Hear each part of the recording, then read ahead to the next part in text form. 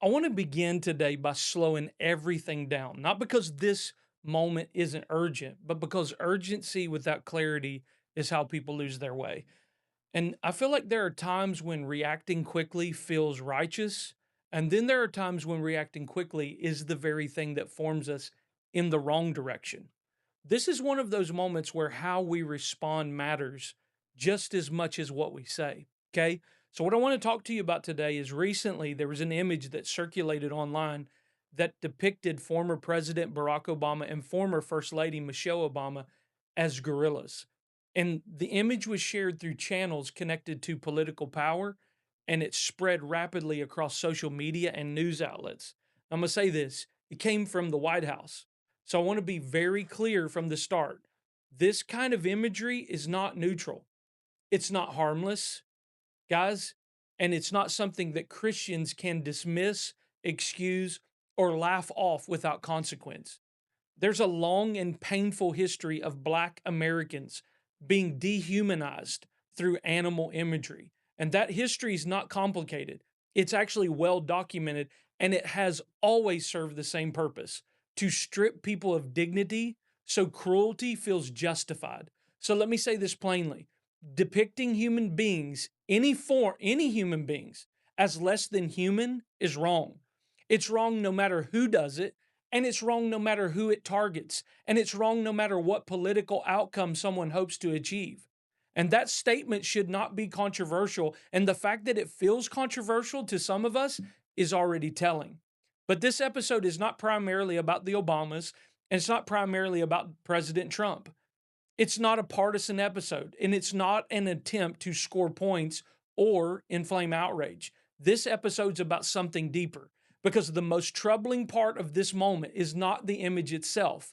It is how quickly many people who claim the name of Christ rushed to excuse it, defend it, minimize it, or mock those who were rightly disturbed by it. And that response reveals a formation problem. What we're witnessing right now is not merely a political crisis. It's a discipleship crisis. It's what happens when power becomes more important than witness, when winning becomes more important than truth, when loyalty to a nation, a party, or a leader quietly overtakes loyalty to Christ. And I want to say something that may feel uncomfortable, but it needs to be said. When Christians find themselves justifying cruelty because it serves their side, something has gone out of order. And when that disorder goes unexamined, it does not stay contained. It shapes how we see people, it shapes how we speak, it reshapes what we are willing to excuse. So, this episode exists because I believe we are at a crossroads, not politically, but spiritually. A crossroads where the church must decide whether it will continue down a path of outrage, dominance, and tribal loyalty, or whether it will recover a different way of being in the world, a way rooted in truth, a way rooted in dignity, a way rooted in what the gospel actually produces in us as human beings. Because the gospel was never meant to make us more ruthless, it was meant to make us more human. And yet, here we are watching people baptized in religious language defend things that flatten human dignity in the name of political victory. So today, I want to do three things. First, I want to name what happened honestly and without theatrics. Second, I want to talk to you about why this moment matters far beyond a single image or a single administration. And thirdly, I want to offer a way forward, a better way that actually sounds like good news. Not good news that ignores reality, not good news that pretends everything is fine, but good news that tells the truth without losing our soul. Because here's what I know, we are living in confusing times. People, because of news, social media, they are disoriented. Trust is thin, and many believers feel trapped between silence and outrage, unsure how to respond without becoming the very thing they're disturbed by. This podcast exists for moments like this, not to tell you what to think, but to help you see more clearly, to help you remember who you are, and to help you remain human when others are not. We are Christians first, then Americans. And guys, we can never let that order go backwards because the moment we do, the gospel stops sounding like good news and it starts sounding like just another tool of power. So let's talk about what happened, okay? let's talk about why it matters. And let's talk about how people shaped by Christ can respond without losing their integrity. That's where we're going today, okay? Now, before we talk about meaning, formation, or what this moment reveals about us, we need to be clear about what actually happened. The reason why I say that is because clarity matters. Because confusion is where manipulation thrives. Recently, an image circulated online depicting our former president Barack Obama and former First Lady Michelle Obama as gorillas. The image was shared publicly through channels connected to political authority, amplified by social media, and quickly picked up by major news outlets everywhere. And this wasn't a random internet troll. This wasn't an obscure meme hiding in the dark corner of the internet. This image moved through the bloodstream of power, and that matters. And I want to say this carefully because precision here is important. The issue is not simply that the image was offensive. The issue is that it relied on a form of dehumanization with a long and violent history. Guys, for centuries, black men and women have been portrayed as animals in order to justify mistreatment, exclusion, and brutality. Guys, this type of imagery has never been accidental. I don't care what anybody says, it's never been accidental. It's always served a purpose. And when you strip someone of their humanity, you make cruelty feel reasonable. You make mockery feel like it's harmless. And you make injustice easier to swallow. And guys, that's why this kind of imagery carries weight far beyond humor or satire. So, again, let me be very, very, very clear. This was wrong. Not just politically wrong, not strategically unwise, but morally wrong. Okay. And here's the part that we cannot skip over. When Christians hesitate to say that to say what I'm saying plainly, something has already gone wrong inside of us. Because the gospel trains us to see people as image bearers before we see them as enemies or opponents or symbols. Now, some people responded to this moment by immediately shifting the conversation. So they said things like, well, what about when the other side did this? Or you're just being too sensitive, or it's just a joke, or you're letting the media manipulate you. But notice what all those responses have in common. They avoid the moral question. They rush past the formation issue. They protect loyalty at the expense of integrity. And this is where we've got to slow things down because the danger here isn't disagreement. Guys, social media speeds things up so fast that we get lost in the details. And the danger of that is desensitization, okay? The danger is how quickly we can become people who excuse what we would once have named as wrong simply because it benefits our tribe. That shift does something to us. It trains us to see people not as neighbors, but as obstacles, not as humans, but as symbols, not as worthy of dignity, but as tools in a larger battle. And that training does not stay contained in politics. It bleeds into how we talk to our spouses, how we talk about immigrants, how we talk about the poor, how we talk about people who don't vote like us, worship like us, or live like us. Guys, formation is always happening. The only question is, what is forming us? So, I want to say something that might feel challenging. Moments like this don't reveal whether we are conservative or progressive. They reveal whether we are formed into the image of Christ or this world. It reveals whether our faith has shaped our instincts or whether our instincts are being shaped somewhere else. Because here's the truth, you don't have to agree with the Obamas politically to recognize their humanity. You don't have to admire their leadership to reject dehumanization. You don't have to share someone's worldview to refuse to mock their dignity. Guys, that's not weakness. That's that's just gospel clarity. And gospel clarity is one of the first things we lose when power becomes more important than witness. See, what troubled me the most about the moment was not the existence of the image. It was how many Christians responded by saying nothing or worse, by laughing. Guys, silence can be a strategy, but silence can also be a teacher. And it teaches us what we're willing to live with. It teaches us what we're willing to normalize. And over time, what we normalize becomes what we defend. Guys, this is how society drifts. Not all at once, not dramatically, but incrementally through 1,000 small justifications.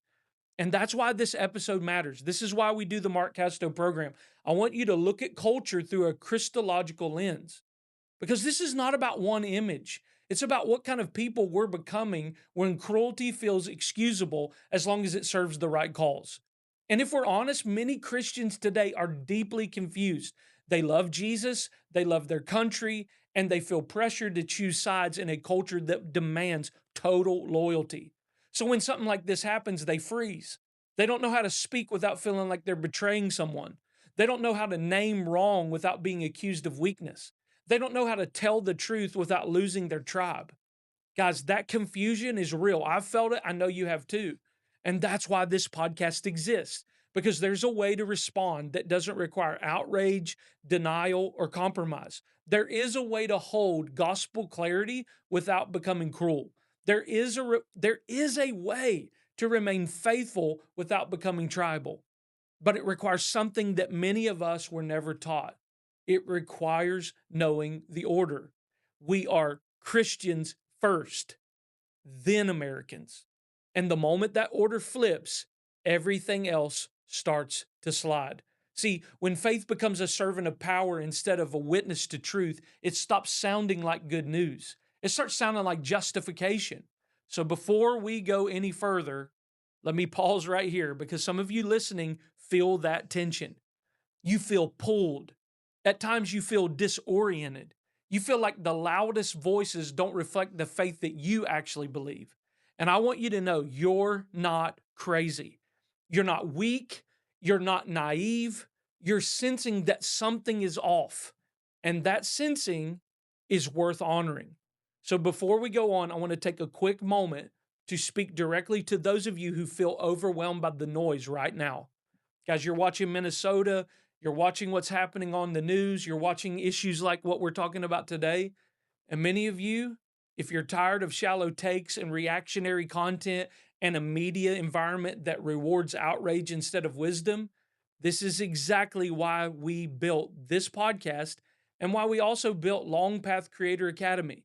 Guys, Long Path Creator Academy exists for people who want to shape culture without becoming consumed by it. Guys, this is a space for leaders, creators, pastors, and thinkers who want to build something meaningful. I'm talking content, I'm talking businesses, how to build social media platforms rooted in clarity, integrity, and long term impact. Guys, when you sign up to become a part of Long Path Creator Academy, we're not in there teaching you how to chase trends. We're not there. We don't inflame for clicks. Like we're not clickbait type people. We focus on formation, wisdom, and building things that actually last. So, guys, if you feel called to be a part of that kind of work, you can learn more. Guys, you can jump right in. I've actually taken this program. It was a $5,000 program, and I've made it available to every one of you for absolutely free. So if you want the link to Long Path Creator Academy, just click the link below in the show notes. If you're listening to this, it's in the podcast description. If you're watching on YouTube, it's there in the description below. I want to stay with this for a moment longer because if we rush past it, we miss what's really happening beneath the surface, okay? Dehumanization is never the end of the story. It's always the beginning. Guys, no society wakes up one morning and decides to commit injustice. No culture starts out with cruelty. Cruelty always needs preparation. And that preparation almost always takes the same form, reducing people to something less than human. That's why we can't just let this moment pass and not actually address it. We can't just join Fox News talking points. We can't just jump over here and agree with CNN. We've got to think about these things clearly and deeply. Guys, history shows us this pattern again and again. They did it to the Jews right before the Holocaust. Like, this is the kind of stuff that happens and is repeated all throughout history. Before people are harmed, they are mocked. Before they are excluded, they are caricatured, okay? Before they are mistreated, they're turned into symbols instead of neighbors. Guys, that's why this story matters. That's why imagery matters. Images shape imagination. Imagination helps shape our conscience, and conscience shapes what we're willing to tolerate. Guys, this is not about being fragile. It's about being honest about how human beings actually work and how you and I, as believers, should be seeing this through a Christocentric lens. So, guys, once a group of people is betrayed as animals or parasites or threats or jokes, something subtle but dangerous happens. Okay? Empathy begins to weaken, restraint erodes, cruelty feels lighter. And the most alarming part is people often don't notice it happening. They tell themselves, guys, it's just humor. They tell themselves, it's strategy. They tell themselves, it's necessary. But guys, formation doesn't ask permission. It just does its work. And guys, I think this is important because the political climate that we're dealing with in America, we are seeing that we are far beyond words now. People are starting to, we've seen like 2 assassination attempts. We've seen 1 political assassination in the past year. So guys, we've moved beyond words, and now action is being fueled because of these words. So let me speak very directly to all my Christian brothers and sisters for a moment. The gospel trains us to move in the opposite direction. When the world simplifies, the gospel deepens. Where the world dehumanizes, the gospel restores humanity. Where the world divides us into us and them, the gospel refuses to let us forget that them is made of people. That's why moments like this are such powerful, powerful tests, because they reveal whether our instincts, again, I've said this before, I'm going to say it again. It reveals whether our instincts are being shaped by Christ, which is proof of the renewed mind, or by something else wearing religious language. So here's a question we're sitting with. When you saw that image or you heard about it, what was your first instinct? I want you to be really honest, okay? When you first saw that image and it was shared, especially shared from the White House, what was your first instinct? Was it grief? Was it concern? Maybe it was discomfort? Or was it defensiveness? Let me ask you this. Did you feel the need to explain it away? Maybe somebody brought it up and you downplayed it. Did you downplay it? Guys, to shift the focus immediately to someone else's wrongdoing is wrong in of itself. Like, did you justify it because of something that the Obamas did years ago?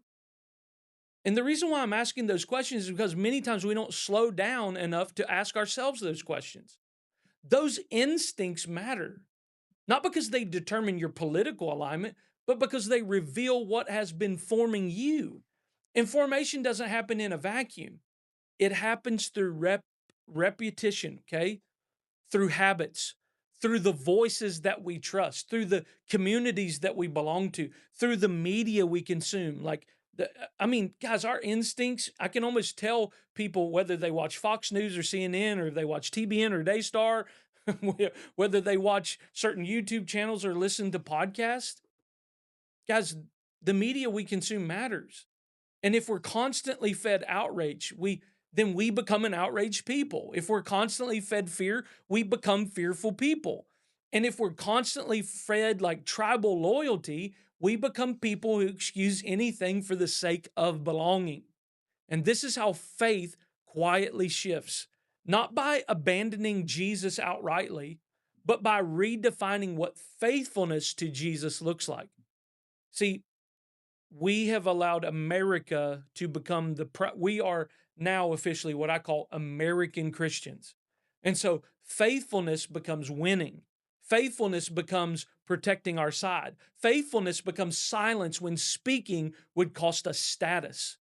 And over time, Jesus becomes a symbol instead of a guide.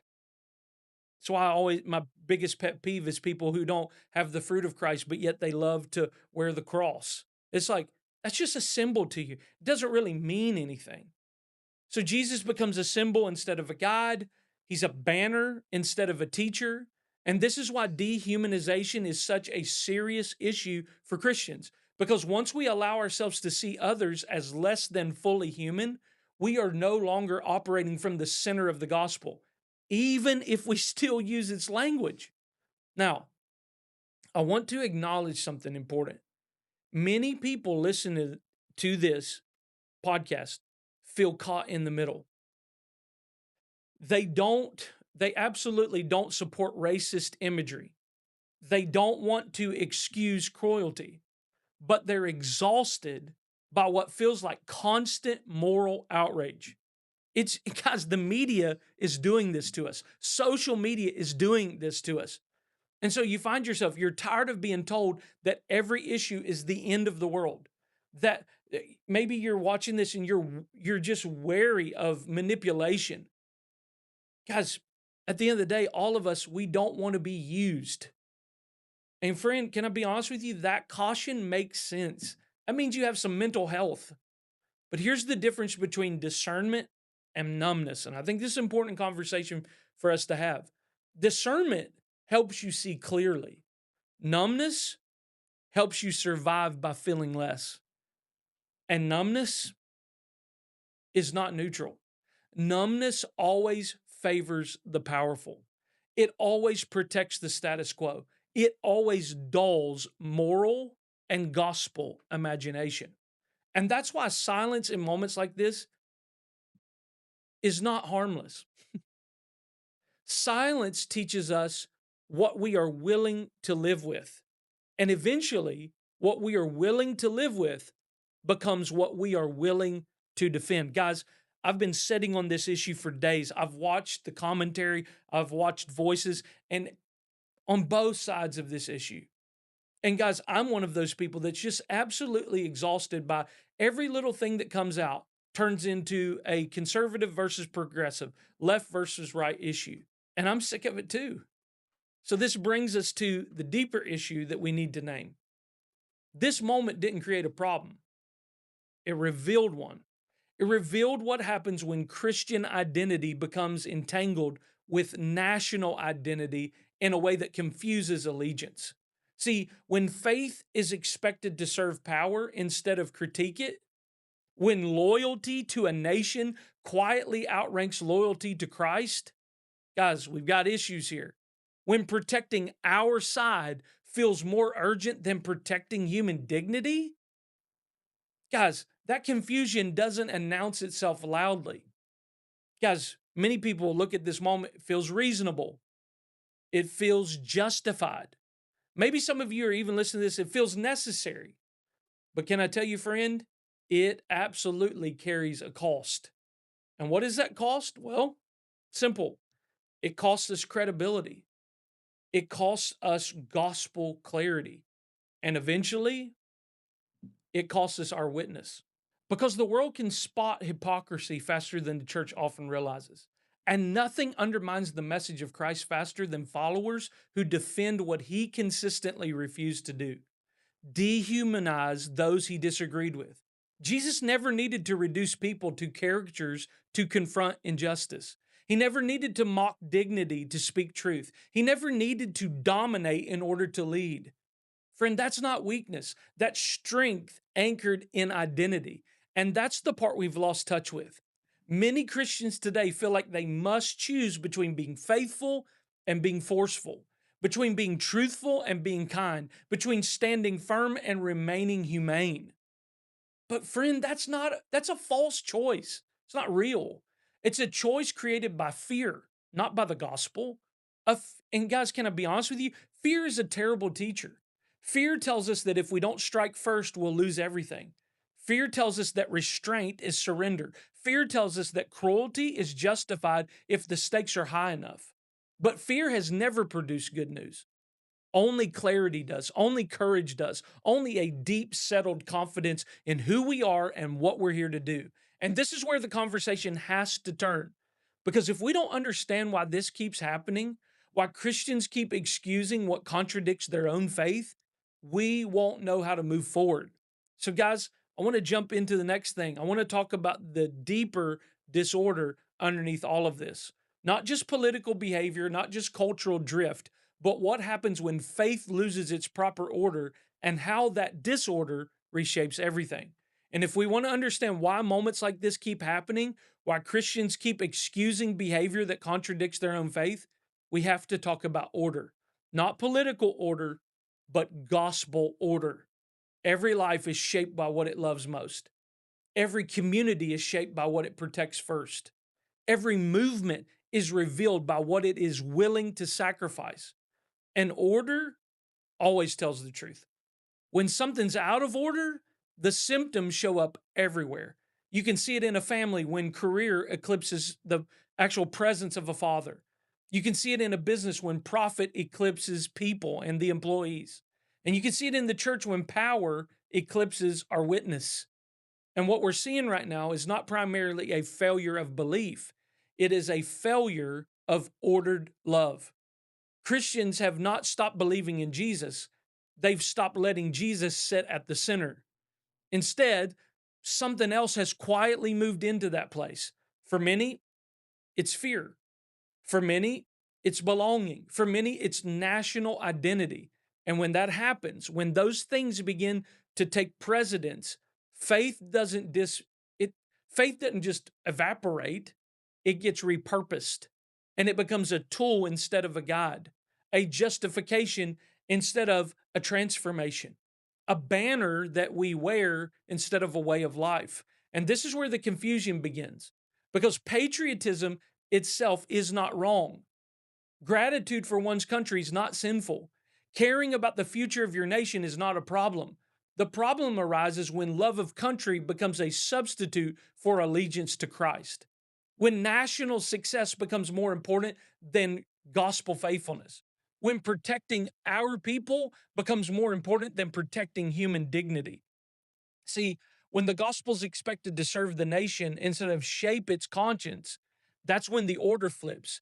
And when the order flips, faith starts to sound like something else entirely. It starts to sound defensive. It starts to sound angry. It starts to sound brittle. It loses its capacity to absorb complexity. It loses its ability to critique its own side. It loses its credibility with anyone outside the tribe. And this is why I've been saying Christian nationalism is not primarily a political ideology, it's a spiritual disorder. It's what happens when faith is fused to national identity in a way that makes the nation untouchable, not accountable, not critiquable, not subject to examination. And once that fusion happens, everything else follows naturally. Cruelty becomes excusable if it protects the nation. Dehumanization becomes tolerable if it advances the cause. Silence becomes virtuous if speaking would threaten power. Guys, this is not new. History is full of moments where religious language was used to bless what the gospel itself would never bless. And what makes this moment dangerous is not that Christians care about politics, it's that many Christians have been taught implicitly or explicitly that political victory is a form of faithfulness. Guys, and that belief changes people. It trains them to measure success by domination instead of transformation, by control instead of credibility, by outcomes instead of character. So when something like a dehumanizing image appears, the instinct is not to ask, is this Christ like? The instinct is to ask, does this help us win? And that single shift, almost imperceptible, is where everything begins to unravel. Because Jesus never framed faithfulness in terms of winning, he framed it in terms of becoming. Guys, you got to hear this. He framed it in terms of becoming just like him. Hello, the Beatitudes, becoming peacemakers, becoming people of love, becoming a light, not a hammer. And the early Christians, they did not try to outmaneuver the Roman Empire. They outlived its logic. They refused to mirror Rome's cruelty. They refused to bow to Roman power. They refused to worship the power that the Roman Empire could give them. They refused to confuse citizenship with allegiance. And that refusal changed the world. But guys, can I be honest with you? It only worked because they were clear about the order. It was Christ first and everything else second. Not Christ and Caesar, not Christ for Caesar, Christ above Caesar. And here's the uncomfortable truth. When Christians today feel compelled to defend cruelty in order to protect national identity, it is a sign that Christ has been moved quietly but decisively from the center. Now, I'm not saying he's been utterly rejected. I'm saying some things got rearranged. So it's still spoken about. Jesus is still referenced, but, and this is a big but right here, but no longer allowed to challenge the deepest loyalties. That's why this moment matters so much, because the image itself is not the real issue. The real issue is what we are becoming willing to live with. What are we becoming willing to excuse? What are we becoming willing to baptize in the name of American Christianity? And once we excuse dehumanization for the sake of power, we lose the moral ground to speak credibly about justice, dignity, or truth anywhere else. And the world sees it immediately. They may not understand our theology, but they understand our hypocrisy. They understand when faith is being used to protect influence instead of embody love. And when that happens, the gospel doesn't sound like the good news. It sounds like propaganda. And this is why I keep returning to the order. Christians are not called to be the moral police of the nation. We're called to be a distinct people within our nation, a people who refuse to dehumanize, a people who refuse to justify cruelty, a people who refuse to trade witness for power. Guys, that doesn't make us weak. It makes us free, free from panic, free from tribal loyalty, free from the fear that if our side loses, everything's over. Because the gospel does not rise and fall on election cycles. And when we remember that, truly remember that, we regain our footing. But when we forget it, we start grasping for control, grasping for dominance, grasping for shortcuts. And grasping always leads to distortion. So if we want to understand this moment, honestly, we have to stop asking, how do we defend ourselves? And start asking, what does faithfulness to Christ look like when power is tempting us to compromise? And that question doesn't have to be a partisan answer. It can be a gospel answer. It can be a human one. And that's where we're headed next, okay? Because once we understand the disorder, we can finally talk about the alternative. And guys, I'm not talking about a strategy, not a counter movement, but a different way of being in the world, one that Jesus modeled from the very beginning. And before we move into that, I want to pause and speak to those of you who are grateful that conversations like this exist at all. Episodes like this don't happen by accident. They require time, care, research, and the freedom to speak honestly without bending to outrage or pressure from either side. Guys, that's why I'm so thankful for Long Path Studios. I'm thankful that this place exists. Long Path is a media initiative built to fund thoughtful, Christ-centered conversations that refuse to dehumanize and refuse to inflame. If this podcast has helped you think more clearly, stay grounded, remain hopeful in confusing times, I want to take this time to invite you to support this work. You can become a supporter and help sustain this kind of content at markcasto.co/donate. That's markcasto.co/donate. And your support doesn't just fund a podcast. It helps build a different kind of media presence in the world. Okay. So let's jump back in. Once we name the disorder, the next question becomes unavoidable. Okay.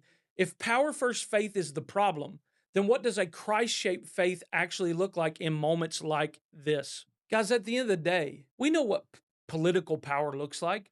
We know how easily fear and loyalty can be exploited, and Jesus consistently refuses the tools everyone else assumed were necessary. He refused dehumanization. He refused domination. He refused the logic that says if we don't crush them first, we'll lose everything.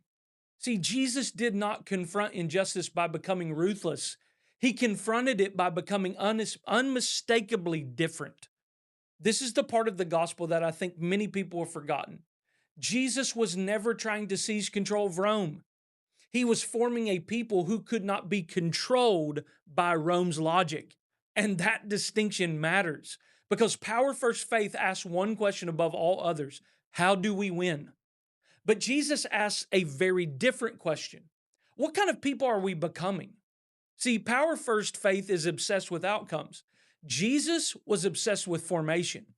See, power first faith says ends justify the means. Jesus said the means reveal the ends. And you can hear the difference immediately. Power first faith says humiliate them before they humiliate us. Strike first, control the narrative, protect our influence at all cost. Jesus says love your enemies, tell the truth, refuse to dehumanize, trust that faithfulness outlasts force. That doesn't mean Jesus was passive. He confronted hypocrisy directly. He exposed injustice publicly. He spoke with clarity and courage, but he never abandoned dignity to do it. He never needed to mock someone else's humanity to challenge their behavior. He never needed to caricature people to reveal truth. He never needed to dominate in order to lead. And that's not softness. That's strength, again, anchored in identity. And identity is the key here. Jesus didn't need power to validate him. He knew who he was. And because he knew who he was, he could refuse every shortcut that promised control at the cost of integrity. And this is where so many Christians today feel lost. They feel like if they don't adopt the tactics of the world, they'll be ignored. They feel like if they don't fight fire with fire, they'll be consumed. They feel like restraint equals surrender. But restraint is not surrender when your identity is secure. Restraint is clarity. It's the ability to say, I don't need to win this moment if it costs me who I am. And that kind of clarity is rare right now. Most public voices are either in flaming outrage or they're retreating into silence. Few are modeling what it looks like to speak truthfully without becoming cruel. And Jesus shows us that way, not by offering a political strategy, but by offering a different posture, a posture that says, I will not dehumanize you, even if you dehumanize me. I will not mirror your cruelty, even if it costs me influence. I will not confuse strength with dominance. And that posture is what changed the early world. The early Christians didn't overthrow the Roman Empire by force. They outlived it by refusing to become like it. They cared for the sick when others fled. They honored women and children in a culture that constantly discarded them. They refused to worship power, even when it cost them safety. And over time, their way of being exposed, like their way of being, really exposed the emptiness of the empire's values. And that's how real change happens. Not through domination, through demonstration of a life lived to Christ. And this is what we've lost sight of in the age of outrage. We've mistaken volume for authority, aggression for courage, cruelty for strength, but none of those things produce good news. They produce fear, and fear is a terrible foundation for faith. Fear-based faith always needs an enemy. It always needs somebody to blame. It always needs a reason to justify its own excesses. And Jesus offers something else. He offers a faith rooted in trust, not panic. Trust that truth doesn't need distortion to stand. Trust that dignity doesn't weaken witness. Trust that love is not fragile.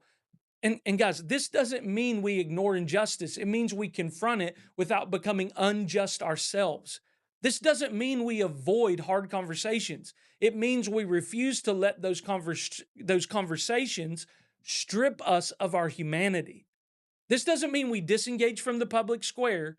It means we enter it as people who belong to something deeper than any nation. And that's the difference between power first faith and Christ shaped faith. One grasps, the other stands. One fears losing control, the other trusts that faithfulness is enough. One needs to dehumanize to survive, the other refuses because it knows who it is. And friend, here is the good news. This way of being is still possible. Guys, I remember in 2020 when we were going through COVID, and we went through the George Floyd issue, and everybody had to pick a side in that issue. Guys, everybody had to pick a side. Okay. And I remember talking about the issue with friends of mine, both white, black, Hispanic, just talking about that issue in general. And I remember saying, this one person saying in particular, you know, Mark, there doesn't have to be just two options. There's actually a third option, and it's called the kingdom. I thought that was really powerful. So, guys, the good news is there's a third option.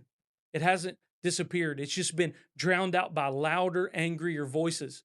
But people are getting hungry for it. They're tired of being whipped into outrage. They're tired of choosing between silence and cruelty. They're tired of faith being used as a weapon instead of a refuge.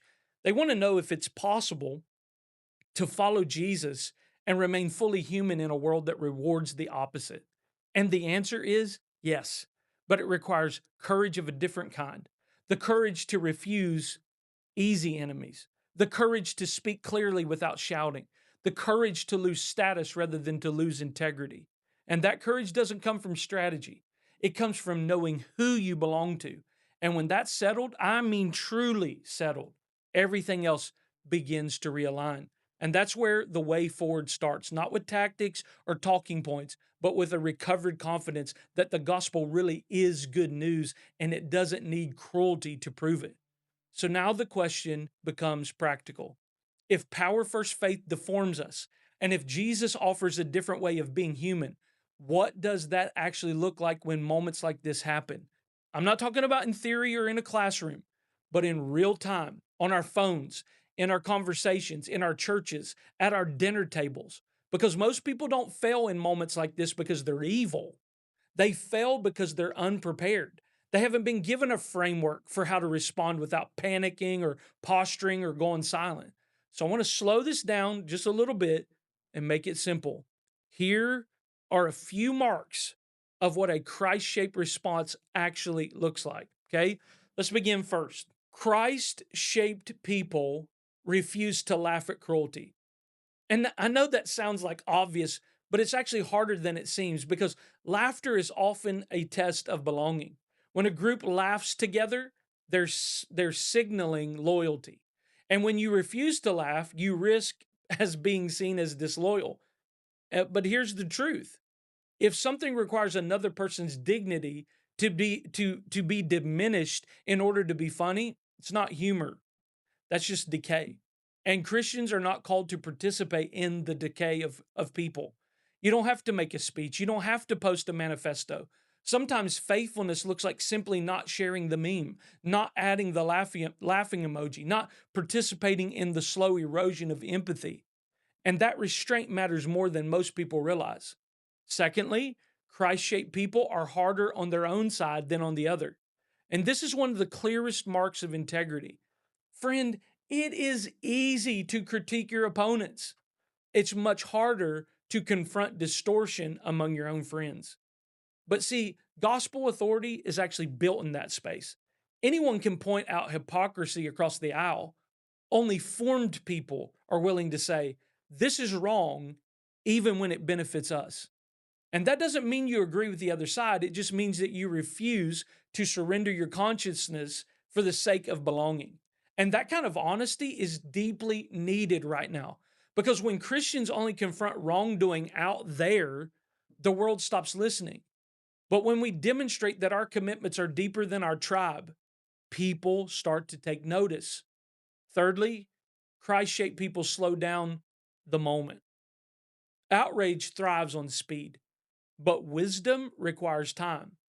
And most of the damage done in moments like this happen in the first few hours when reactions are sharp, identities are threatened, and people feel pressured to take a side immediately. But see, Jesus consistently slowed moments down. He asked better questions. He disrupted false urgency. He refused to be rushed into someone else's frame. Friend, you are allowed to pause. You're allowed to say, hey, I need a little time to think about this.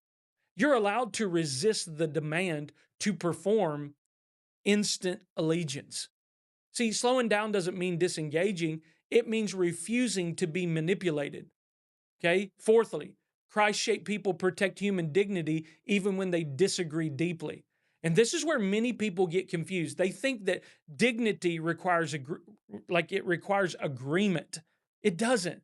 Dignity means refusing to reduce people to symbols, refusing to flatten them into caricatures, refusing to speak about them in ways you wouldn't tolerate if the roles were reversed. See, you can disagree strongly and still speak humanly. In fact, that's what makes disagreement credible. We can't even do this anymore in our culture. Once dignity's gone, nothing productive remains. And here's an important truth: you don't lose influence by protecting dignity, you lose influence by abandoning it. Guys, join the club. People may not agree with you, but when you live this way, they will trust you. And trust is far more powerful than outrage. Okay? Fifth, fifth thing here: Christ shaped people choose witness over winning. This may be the hardest one because winning feels urgent, it feels necessary, it feels like survival. But, friend, witness works on a different timeline.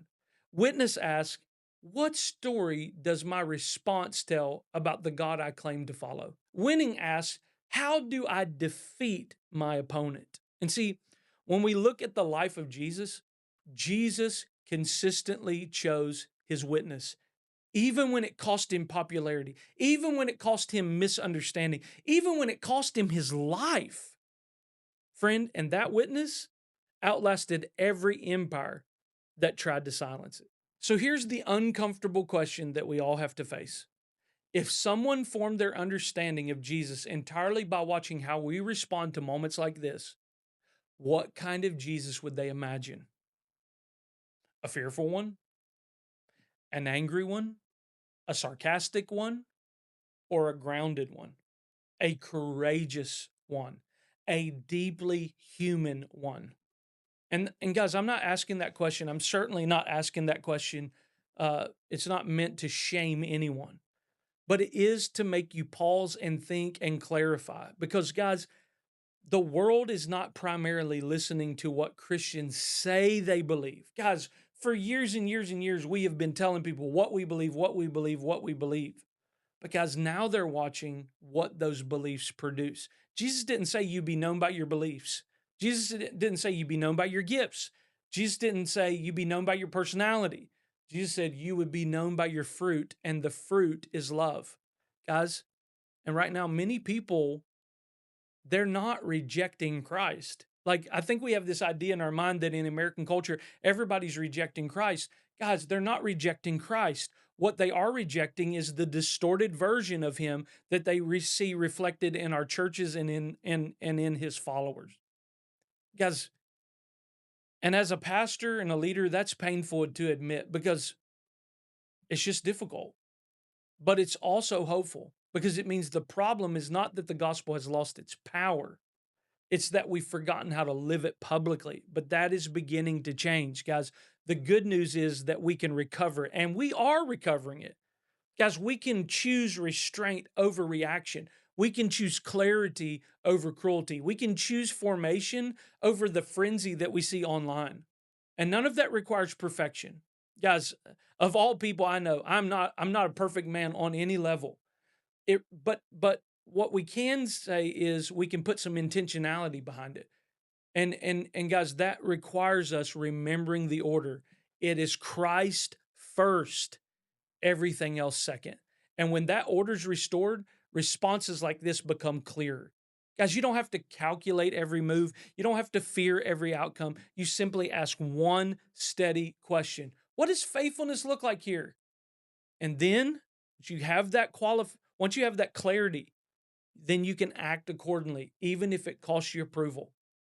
Because, guys, the reality is, I know this, it doesn't matter how amazing you are, how gifted you are, how talented you are, guys, approval fades. But if you live a life of integrity to the best of your ability, that integrity compounds. And that brings us to the final movement that I want to talk about in this episode, because this is not just about one incident. It's about the kind of church we're becoming and the kind of future that we're shaping. So, as I begin to close, I want us to lift our eyes just for a moment. Because if we stay focused only on what's broken, we're going to miss what's possible. One of my favorite things about the story of Noah is it says in Genesis 6 that the earth was filled with violence and injustice, and um and that God even repented for creating humanity because of how evil that we had become. And I've read that story time and time again, but then if you go into the New Testament, it calls Noah a preacher of righteousness. And I'm like, man, how did he preach a sermon? And the reality is his life was preaching a message. He didn't go out and protest the injustice. It says the whole earth was filled with violence and injustice. And Noah didn't go become a preacher of righteousness by trying to fix everybody, get in the streets, protest, do this and that, hold tent revivals, crusades, blah, blah, blah. No, he built what God told him to build.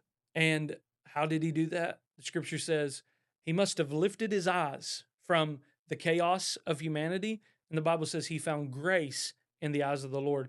And I believe this is a moment where you and I can lift our eyes above the chaos. I encourage you, shut off the news, man. Like, shut it off. It's just producing fear in you. It's confusing your eschatology. It's confusing the good news. Like, just shut it off. And let's lift our eyes.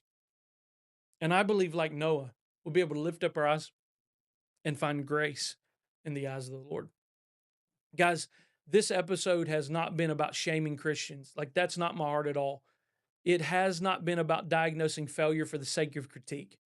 And really, it's not about declaring the church hopeless. It's about calling us back to clarity, back to order, back to a way of being in the world that actually sounds like good news. Because despite everything that we see online, I still believe this. The church does not need more outrage. It needs more formed people. People who are not easily manipulated, people who are not ruled by fear, people who are steady enough to tell the truth without losing their humanity. That kind of people changes the temperature of a room. They don't escalate chaos. They don't inflame division. They don't mirror the worst instincts of the age. They bring something else with them, the presence and perspective and the peace of Jesus. Peace that doesn't depend on denial. And that is what it means to be a good news people, not people who pretend everything's fine. We all know, like, we can look around and go, hey, it's not quite paradise yet. But people who believe that, even in broken systems, if they believe in the good news, they know there is a better way to be a human in Christ. And that belief is radical right now. Guys, the world's loud, it's anxious, it's addicted to outrage. And in that environment, calm conviction stands out. Isn't that wild that you could be calm and stand out in a crowd? But when Christians respond to moments like this with clarity instead of cruelty, people notice. And when we refuse to laugh at dehumanization, people notice. And when we confront wrongdoing on our own side, people notice. And when we speak without panic, people notice. Not because we're perfect, not because not not because we got it all together, but because we are different. And that difference is the beginning of witness. And that witness doesn't require a microphone. Guys, it shows up in conversations, in comment sections, in living rooms, in churches, in how parents talk to their children about what's happening in the world. Guys, witness, the Christ formed witness, happens when people see that following Jesus produces a kind of person, and a kind of person that the world doesn't know how to categorize. Not easily outraged, not easily co opted, not easily reduced, just grounded. And grounded people are dangerous in the best possible way because they can't be easily used. They don't need enemies to feel righteous. They don't need domination to feel secure. They don't need to win every argument to remain faithful. They know who they are. And that knowledge frees us, man. And I want to speak directly to those of you who feel weary right now. You feel like the loudest Christian voices don't reflect the faith that you actually believe. You feel that pressure to either shout or disappear. You feel caught between loyalty and integrity. And I want you to hear this clearly. Guys, you are not alone. I remember when Elijah thought in the scriptures he was all alone, and yet in his depression, God said, there's 7,000 just like you. You're not alone. And you're not imagining the tension. Something's off, and your discomfort is a sign of formation, not weakness. The answer is not to disengage, and the answer is not to harden. The answer is to become more deeply rooted, to let Christ, not fear, not politics, not tribal identity, reclaim the center. Because when Christ is first, everything else finds its proper place. You can love your country without worshiping it. You can care about justice without becoming cruel. You can speak truth without sacrificing dignity. And friend, that's not naive, that's mature. That's not naivety, that's maturity. And maturity is what this moment requires. Guys, the future of Christian witness will not be shaped by who shouts the loudest. It will be shaped by who remains Christ centered, human under pressure, by who refuses shortcuts, by who chooses faithfulness over the frenzy, by who believes that the gospel really is good news and lives like it. See, that's the invitation of this episode. Not to win a debate, but to recover a way of life. So before we close, I want to invite you into a more ongoing conversation. Each week, I send emails reflecting on culture and leadership and faith and what it looks like to stay grounded in confusing times. No hype, no outrage, just clarity, perspective, and encouragement for people who want to live thoughtfully and faithfully in a world that we're actually in. And if that sounds helpful for you, all you have to do is go to markcasto.co. It's not .com, it's .co. Mark Casto, MarkCasto.co. And guys, go to the bottom, scroll to the bottom. It's a simple way to stay connected beyond this episode. And as we wrap up, let me return to where we began. Moments like the one that we've discussed today are not just news stories, they are mirrors. Okay? They show us who we are becoming. And while that can be sobering, it can also be hopeful because becoming is not finished. We can still choose a better way. We can still refuse to let fear set the agenda. We can still reject. Guys, I want to say this again. We can still refuse to let fear set the agenda. We can still reject dehumanization in all of its forms. We can still insist that faith sounds like good news even when it tells the truth. See, friend, good news does not mean pretending everything is fine. It means believing that there is still a better way to be human, a God way of being human, and choosing it anyway. So, wherever you are, whether you're listening to this or watching this, wherever you are today, my hope is simple that you leave this episode just a little more grounded, a little more clear, a little more confident that following Jesus still makes sense even now. I say it to you one last time. We are Christians first, everything else second. And when we keep that order, we don't lose our way. We become who we were meant to be. I'll catch you in the next episode.